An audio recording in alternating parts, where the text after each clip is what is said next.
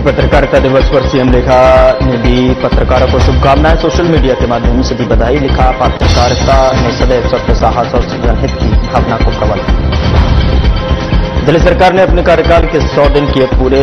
दिल्ली सचिवालय में एक प्रेस कॉन्फ्रेंस का हुआ आयोजन। सीएम रेखा गुप्ता ने जारी किया सरकार को रिपोर्ट कार्ड। जनसुनवाई कार्यक्रम का किया गया आयोजन। सीएम रेखा गुप्ता ने लोगों से संवाद कर सुनी समस्याएं। अधिकारियों को तत्काल कार्रवाई की अपील। ऑपरेशन सिंदूर को लेकर सियासत। बीजेपी नेता संबित पात्रा ने कांग्रेस पर साधा निशाना। कहा, कांग्रेस ने सेना के शौर्य पर उठाए सवाल। ये सबूत दें खुश नहीं। नमस्कार, मैं हूं आपके साथ गौरव राजेंद्र। बुलेटिन की शुरुआत करते हैं। हिंदी पत्रकारिता दिवस पर सीएम रेखा गुप्ता ने देश के पत्रकारों को हार्दिक शुभकामनाएं दी हैं। उन्होंने लिखा है कि स्वतंत्रता संग्राम से लेकर आधुनिक भारत के निर्माण तक पत्रकारिता ने सदैव सत्य, साहस और जनहित की भावनाओं को प्रबल दिया है। समाज में जागरूकता और सकारात्मक परिवर्तन लाने वाले सभी पत्रकार साथियों का हार्दिक अभिनंदन।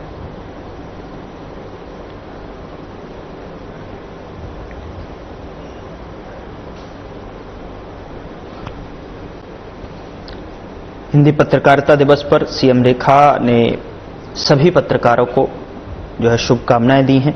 सोशल मीडिया के माध्यम से उन्होंने लिखा है कि पत्रकारिता ने सदैव सत्य, साहस और जनहित की भावना से काम किया है और भावना को भी प्रबल दिया है।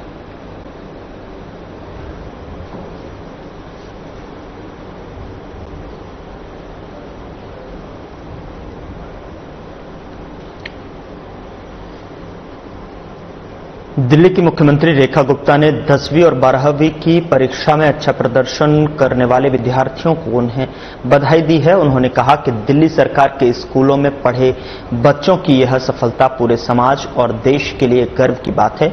मुख्यमंत्री ने कहा कि बच्चों की मेहनत और कामयाबी देखकर उन्हें बहुत खुशी हुई है और सरकार हमेशा ऐसे होनहार विद्यार्थियों का समर्थन करेगी। कि आसमान में छेद नहीं हो सकता, एक पत्थर तो तबीयत से उछालो साथी।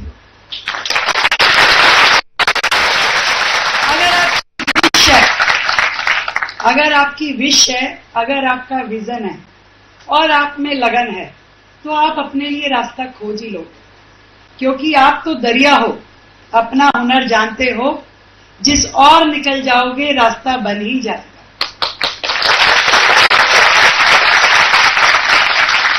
दिल्ली गवर्नमेंट के स्कूल में पढ़ते हुए आपने जिन ऊंचाइयों को छुआ है, ना केवल ये परिवार के लिए सम्मान की बात है, पूरी सरकार के लिए, पूरे समाज के लिए, पूरे देश के लिए सम्मान की बात है। आज हमें बड़ी खुशी है कि इतने अच्छे परसेंट के साथ में आप लोगों ने अपनी 12th, अपनी 10th क्लियर करी। मैं दिल की गहराई से आप सभी को बहुत बहुत बधाई देती हूं। बधाई देना चाहूंगी हमारे शिक्षा मंत्री जी को, क्योंकि फेलिसिटेशन का ये प्रोग्राम पिछली सरकारों में भी होता था, पर वो होता था जाकर के 6 महीने बाद, 8 महीने बाद, 10 महीने बाद, जब उस खुशी की खुमारी उतर जाती थी, जब बच्चा अपने उस सम्मान को, उस एंजॉयमेंट को पार कर जाता था और अपनी आगे की यात्रा के लिए निकल जाता था, तो ये जो रिजल्ट का जोश है वो रहता नहीं था। मैंने शिक्षा मंत्री जी से कहा कि भाई रिजल्ट आ गया है, बच्चों को सम्मानित करना चाहिए। तो पता किया तो कहा जी भाई अभी तो सरकारी तौर पे कार्यक्रम करने के लिए अगर चलेंगे तो 6-8 महीने लग जाएंगे। मैंने कहा भी देखो, बच्चों को अगर सम्मान देना है, उनको पुरस्कृत करना है, तो ये समय सबसे बेस्ट है कि अभी नया नया रिजल्ट आया है, तो पेरेंट्स को भी और बच्चों को भी बहुत खुशी होती है।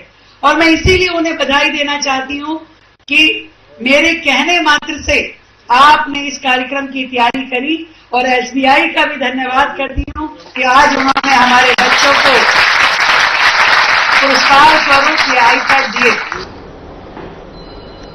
राजनिवास मार्ग स्थित आरपीवी में आयोजित एक समारोह में सीएम रेखा गुप्ता और शिक्षा मंत्री आशीष सूद ने सीबीएसई कक्षा 10वीं और 12वीं के टॉपर्स को सम्मानित किया है।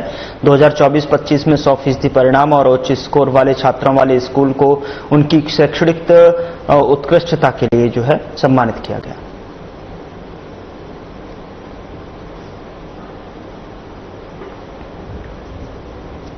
तो शिक्षा मंत्री आशीष सूद भी यहां पर मौजूद रहे हैं और शैक्षणिक लिए सीएम रेखा गुप्ता ने जो है बच्चों का हौसला बढ़ाया और उनको सम्मानित किया गया।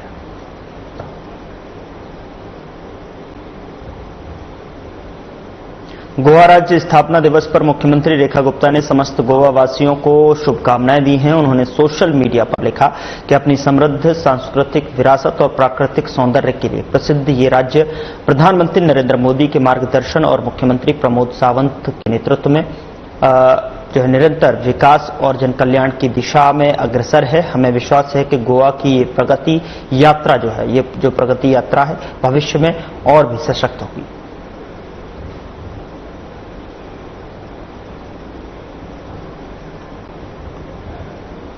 सीएम रेखा गुप्ता ने दिल्ली सचिवालय में नव आधुनिकीकृत एफएसएल मोबाइल वाहनों का निरीक्षण किया और उन्हें हरी झंडी दिखाकर रवाना किया। सीएम रेखा गुप्ता ने एफएसएल वाहनों का निरीक्षण किया है और हरी झंडी दिखाकर रवाना किया।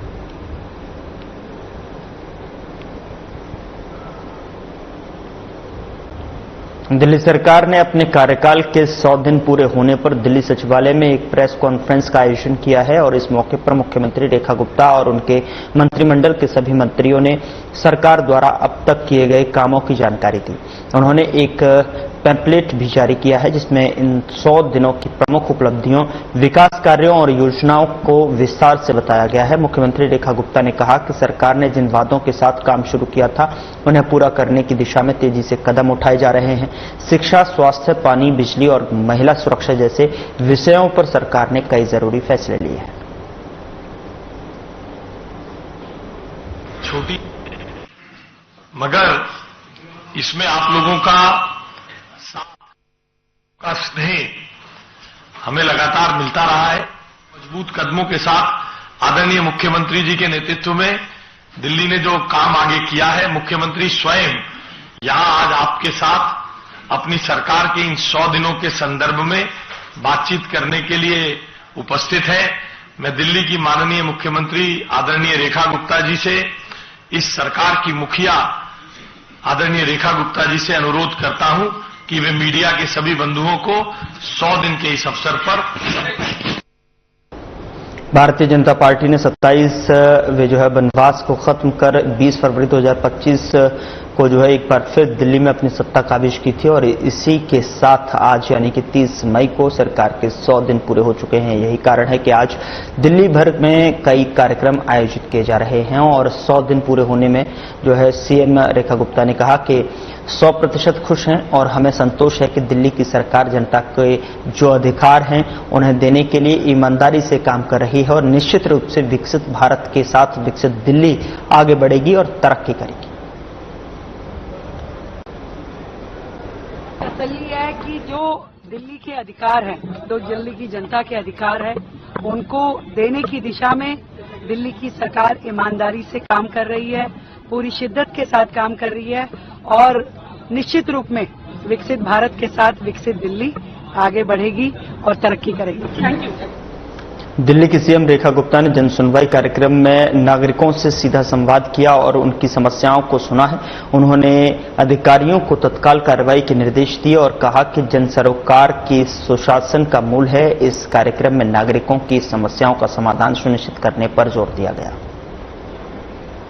सीएम रेखा गुप्ता ने जन सुनवाई की और नागरिकों से सीधा संवाद भी किया और साथ ही लोगों की जो समस्याएं थी उनसे संबंधित अधिकारियों को तत्काल जो है समाधान के लिए निर्देश भी दिए।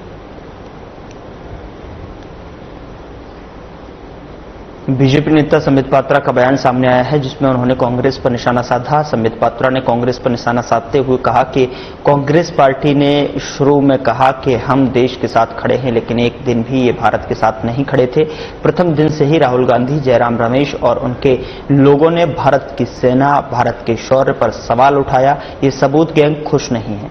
जयराम रमेश ने अपने बयान में कहा है कि यहां आतंकवादी घूम रहे हैं, वहां सांसद घूम रहे हैं।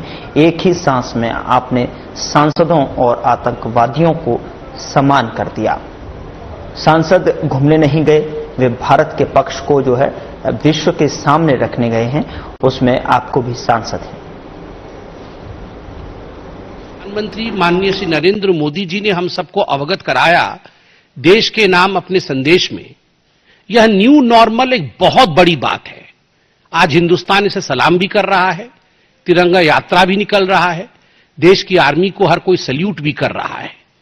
वैसे में मुझे दुख होता है कि कुछ ऐसी पॉलिटिकल पार्टी हैं, खास करके कांग्रेस, जिन्होंने आरंभ में तो कहा कि हम देश के साथ खड़े हैं, हम सरकार के साथ खड़े हैं, मगर कदाचित एक दिन भी ये सरकार के साथ और हिंदुस्तान के साथ, भारत के साथ खड़े नहीं थे। प्रथम दिन से ही, डे वन से राहुल गांधी, जयराम रमेश और तमाम उनके लोग, रॉबर्ट वाड्रा से शुरू करके तमाम कांग्रेस पार्टी के नेतृत्व ने भारत के सेना, भारत के शौर्य पर सवाल उठाया है। और यह सबूत गैंग खुश नहीं है। भारत ने जो किया है उस पर यह सबूत गैंग खुश नहीं। कल तो मुझे बड़ा दुख लगा और आश्चर्य भी लगा। आप सोच के देखिए, जयराम रमेश जो कि दाहिने हाथ है गांधी परिवार के, उनका बयान आता है और उनके बयान में कहा जाता है कि यहां आतंकवादी घूम रहे हैं और वहां जो है सांसद घूम रहे हैं। एक ही सांस में आपने आतंकवादियों को सांसदों के साथ समान कर दिया। अरे आप ये तो सोचिए कि जो सांसद घूम रहे हैं, सांसद बाहर डेलीगेशन में गए हैं, वो घूमने नहीं गए, वो भारत के पक्ष को मजबूती से विश्व के दरबार में रखने गए हैं। और उसमें आपके भी सांसद हैं, नाम हर कोई जानता है, आपके भी सांसद हैं जो अच्छे तरीके से देश के विषय को विश्व के पटल पे रख रहे हैं। और राहुल गांधी और उनके लोग कह रहे हैं कि आतंकवादी घूम रहे हैं और सांसद घूम रहे हैं। वो दिन भी था जब आतंकवादियों को पीएमओ बुलाया जाता था। तत्कालीन प्रधानमंत्री सोनिया जी के कहने पर आतंकवादियों को अपने घर, अपने निवास और अपने ऑफिस में बुलाते थे। उनका सत्कार होता था, उन्हें तोहफा दिया जाता था। वह दिन भी हमें याद करना चाहिए जब सोनिया जी रोती थी आतंकवादियों के मृत शरीर को देखे, मृत देह को देखकर वो रोती थी। उनको कंट्रोल नहीं होता था कि क्यों ये आतंकवादी बाटला हाउस एनकाउंटर में मारा गया। वह दिन भी थे जब 26/11 के बाद राहुल गांधी पार्टी करते थे, बड़ी बड़ी पार्टियां मनाते थे। वो लोग आज कह रहे हैं कि आतंकवादी घूम रहे हैं और सांसद घूम रहे हैं। दिल्ली भाजपा अध्यक्ष वीरेंद्र सचदेवा ने कहा कि ज्ञान संस्था एनजीओ पंडित दीनदयाल उपाध्याय के मूल विषयों पर एक पेंटिंग प्रतियोगिता का आयोजन करने जा रहा है। इस प्रतियोगिता का उद्देश्य एकात्म, मानववाद, मानवतावाद, अंत्योदय और भारतीय संस्कृति के सार को उजागर करना है।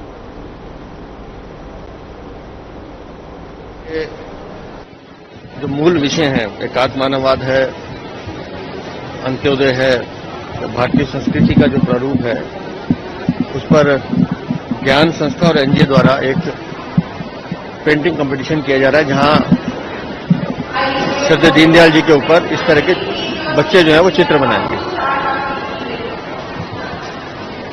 मैंने बच्चों से एक ही आह्वान किया है कि अगर आपने भारतीय संस्कृति को समझना है, अगर आपने राष्ट्रवाद को समझना है, अगर आपने राजनीति में शुचिता या प्योरिटी को समझना है, अगर आपने भारत में संस्कृति को समझना है, तो दीनदयाल जी को पढ़ना हम सबके लिए बहुत जरूरी है। श्रद्धेय दीनदयाल उपाध्याय जी अपने आप में एक संस्था थे और उन्हीं के विचारों पर चलते हुए आज हमारे देश के प्रधानमंत्री आदरणीय नरेंद्र मोदी जी जिस अंत्योदय का सपना लेकर चले हैं, और वो उनकी कार्यप्रणाली में दिखाई भी देता है। तो आज के इस शुभ अवसर पर मैं इन बच्चों को शुभकामनाएं देता हूं। शाम तक ये कंपटीशन चलेगा और उसके बाद इनको प्राइजेज भी दिए जाएंगे। और मुझे लगता है जिस तरह से बच्चों से मेरी बात हुई है, बहुत इनोवेटिव आइडियाज के साथ आज दीनदयाल जी को ये रेखांकित करने वाले हैं। मंत्री आशीष सूद ने कहा कि विपक्ष से प्रशंसा की उम्मीद न करें। जो लोग हमारे सशस्त्र बलों की वीरता पर सवाल उठा सकते हैं, वे निश्चित रूप से फीस पर हमसे सवाल पूछेंगे। डीपीएस मामला 2020 से विरासत का मुद्दा रहा है, इसीलिए उनकी टिप्पणियों को एक तरफ रखें। आज हमारे कार्यकाल का 100वां दिन है, आइए इसका जश्न मनाएं। हमारी तारीफ की उम्मीद मत करिए। जो सेना की शौर्य पर सवाल पूछ सकते हैं, वो हमसे फीस पर सवाल नहीं पूछेंगे, ऐसा कैसे हो सकता है? 2020 से लीगेसी के रूप में डीपीएस का मामला है, इसलिए उनकी बात छोड़िए। 100 दिन आज हमारे पूरे हो रहे हैं, आज सेलिब्रेट करिए। 98%, 96% जिन बच्चों ने मार्क्स लिए हैं, पहले उनके साथ फोटो खिंचवाकर, उनको अपने घरों पर बुलाकर फोटो खिंचाकर काम होता था और अक्टूबर नवंबर में उनको पुरस्कृत किया जाता था। अक्टूबर नवंबर के पुरस्कार के साथ साथ उन बच्चों के उपयोग के लिए, उन बच्चों के काम के लिए हमने आज उन लगभग 100 बच्चों को और ऐसे 20 स्कूलों को आज से पुरस्कृत करने का काम शुरू किया है। निंदा तो वो करते ही रहेंगे, हम भी अपने संतों के बहुत अनुयायी हैं, निंदक नियारे रखते हैं, उनको सुनते रहते हैं। राजधानी दिल्ली के लोगों को न्याय दिलाने के लिए और उन्हें मूलभूत सुविधाएं मुहैया कराने के लिए शासन और प्रशासन पुरजोर तरीके से जुटा हुआ है। जहां एक और दिल्ली की सीएम रेखा गुप्ता रोज अपने आवास पर जनता दरबार लगा रही हैं, तो वहीं दूसरी ओर अलग अलग इलाकों में जो है प्रशासन की तरफ से लोगों के बीच पहुंचकर जनता की समस्याओं से अवगत हो रही हैं। और इसी कड़ी में शुक्रवार को दिल्ली के कराला इलाके में कंझावला एसडीएम आयुषी लोगों के बीच पहुंची। इस दौरान बड़ी संख्या में फरियादी अपनी फरियाद लेकर पहुंचे, जिसके जवाब में एसडीएम ने सभी की जो है समस्याओं के समाधान की बात की। और दरअसल आपको बता दी कि लोगों की समस्याओं के समाधान के लिए शासन और प्रशासन पुरजोर तरीके से जुटा हुआ है। एसडीएम ने कहा कि हमने लोगों को 15 दिन का समय दिया और संबंधित विभाग को विशेष निर्देश दिए हैं कि लोगों की समस्याओं पर तत्काल काम किया जाए और 15 दिन बाद इन अधिकारियों से जवाब मांगा जाएगा। इन्होंने ये जैसे सफाई का है और गांव की जो भी समस्या है, पानी की समस्या है, स्टाफ वालों को बुलाया है। देखते हैं, 15 दिन का इन्होंने समय दिया है, 15 दिन बाद फिर देखते हैं। 15 दिन का इन्होंने समय दिया है और हर सप्ताह इस तरह की जन सुनवाई क्षेत्र में की जा रही है। वो अलग अलग इस तरह की जन सुनवाई से आम लोगों को कितना सहूलियत तो मिलेगी, जब भी तो किया है, कुछ ना कुछ तो फायदा मिलेगा ही मिलेगा। ये तो कोई सुनता ही नहीं है। हमने ये रखी जी, एक तो 48 साल से यहाँ फैलनी रोकी हुई है, उसको निकलवाने के लिए ये राधा कृष्ण वो ठाकुर श्री कृष्ण भगवान मंदिर से सुल्तानपुर रोड तक फैलनी रोड है, वो रोक रखा है। वो रास्ता नहीं है गांव वालों के लिए जाने के लिए, उसकी समस्या। और ये जो आनंद इसमें बलदेव विहार से और पूरे काले गांव का पानी दादा मांडू तालाब में गिरता है, इसके लिए कंझावला ड्रेन में वहां तक नाला बनने के लिए। तो ऑनरेबल चीफ मिनिस्टर मैडम के मार्गदर्शन में, जैसा आप जानते ही हैं कि हर सप्ताह हम जन सुनवाई का आयोजन करते हैं। ये जन सुनवाई हर हफ्ते क्षेत्र के अलग अलग गांव में आयोजित की जाती है। तो इस हफ्ते के लिए हमने कराला गांव में जन सुनवाई रखी। मेरे साथ मेरे रेवेन्यू विभाग की टीम और बाकी अलग अलग विभागों से एमसीडी, टीडीए, आईएनएफसी, जल बोर्ड, लेबर डिपार्टमेंट से प्रतिनिधि यहाँ आए और लोगों की अलग अलग समस्याएं सुनी। तो जहाँ तक लोगों की समस्याओं का सवाल है, वो एनक्रोचमेंट को लेके, पानी की कमी को लेके, पानी की गुणवत्ता में कमी को लेके, साफ सफाई को लेके, ये ज्यादा समस्याएं रही। फिर यहाँ एक जो तालाब है उसकी मेंटेनेंस के लिए, स्टेडियम की मेंटेनेंस के लिए जो डीडीए के पास है। तो अलग अलग विभागों से संबंधित अलग अलग समस्याएं लोगों ने हमारे साथ साझा की। और हमने विभागों के साथ उसी चीज पे विचार विमर्श किया कि किस तरीके से हम एक साथ एक प्लान बना के भारत के सर्वोच्च न्यायालय में 3 नए न्यायाधीशों का जो है शपथ ग्रहण समारोह आयोजित किया गया। आपको बता दें कि कर्नाटक उच्च न्यायालय के पूर्व मुख्य न्यायाधीश न्यायमूर्ति एनबी अंजारिया और गुवाहाटी उच्च न्यायालय के पूर्व मुख्य न्यायाधीश न्यायमूर्ति विजय बिश्नोई और बॉम्बे उच्च न्यायालय के वरिष्ठ न्यायाधीश न्यायमूर्ति अतुल एस चंदुरकर ने सर्वोच्च न्यायालय परिसर में भारत के मुख्य न्यायाधीश बीआर गवई द्वारा पद की शपथ ली। दिल्ली के बसंत कुंज इलाके के मसूदपुर मार्केट में एक निजी कार्यालय की पहली मंजिल पर आग लग गई। आग लगने की वजह से शॉर्ट सर्किट बताई जा रही है। दमकल विभाग की टीम ने तुरंत कार्रवाई करते हुए 3 दमकल गाड़ियों की मदद से आग पर काबू पाया और गनीमत रही कि इस घटना में किसी के हताहत होने की खबर नहीं है। दिल्ली पुलिस ने जो है कासिम को राजस्थान के भरतपुर से गिरफ्तार किया है। बता दें कि उसे पाकिस्तान के खुफिया अधिकारियों की तरफ से जो है इस्तेमाल किए जाने वाले भारतीय मोबाइल नंबरों के माध्यम से संवेदनशील जानकारी निकालने में जो है आईएसआई एजेंटों की मदद करने के आरोप में गिरफ्तार किया गया है। कासिम ने 2 बार जो है पाकिस्तान का दौरा किया और भारतीय सेना और सरकारी प्रतिष्ठानों को निशाना बनाने के लिए पीआईओ से संपर्क किया और पुलिस आगे की जांच कर रही है और कासिम के भाई की भी तलाश कर रही है जो कि अभी फरार है।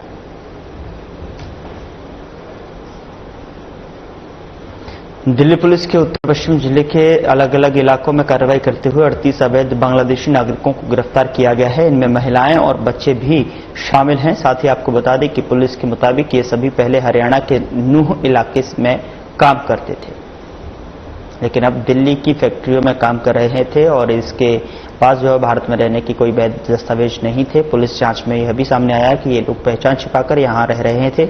अब सभी के खिलाफ कानूनी कार्रवाई की जा रही है। मानसून की दस्तक हो चुकी है और केरल के में जो है मानसूनी बारिश का दौर शुरू हो गया है।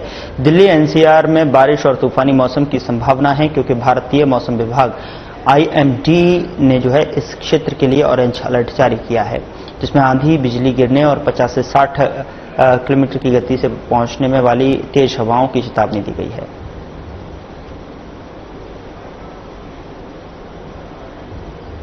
फिलहाल बुलेटिन में इतना ही। नमस्कार।